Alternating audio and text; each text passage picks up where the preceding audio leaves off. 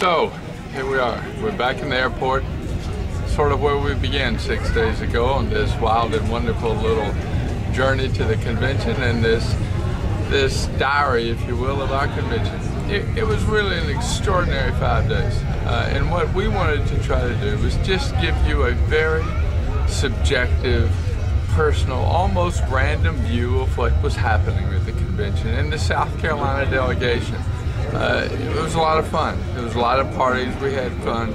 There was lots of drama and emotion. It was really a terrific 4 or 5 days. And first I want to thank Caitlin for all her help. She was terrific from start to finish and managed to not only cover all this, but make the 4 o'clock party run in the middle of the night. So I didn't make that. I was home in bed. But anyway, I want to ask Caitlin what she thought was the most her most lasting memory, and then I'll tell you mine. So, okay.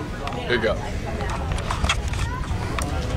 Well, I think my most memorable experience, first of all, I have to say that it was absolutely one of the most memorable experiences of my life.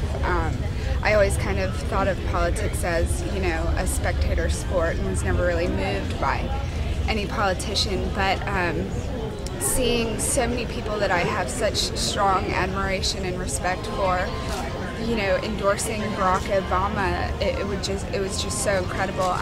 One point that I would have to say stuck out to me was when Obama was giving his speech in the Invesco field the last day, Thursday, and he was discussing women's equal pay and women's rights. As he was speaking, I saw, you know, an older black man in front of me just start clapping and standing up, and I realized that, you know, we're in this together. It's bigger than yourself and your own interests. It's what's right. And so I think that's what moved me the most about the Democratic National Convention. Good. I think in many ways, my most memorable moment was the taxi driver when we rode back to the airport. Despite all the hoopla and the speeches, we rode back from our hotel to the airport. And our taxi driver was this sort of 35, 40-year-old Jewish guy, very proud of being Jewish. But unlike most Jewish folks, he was a very, very conservative Republican. He didn't like John McCain because he thought he was too liberal. But he talked about Obama, and he was thinking he was going to vote for Obama because he was talking about the future and change. But what was most amazing was that this guy had packed up, lived in Seattle, took his wife and moved to Denver to drive a taxi, moved there 4 months ago to get a job driving a taxi at the convention. And I said, "Why? You're a Republican.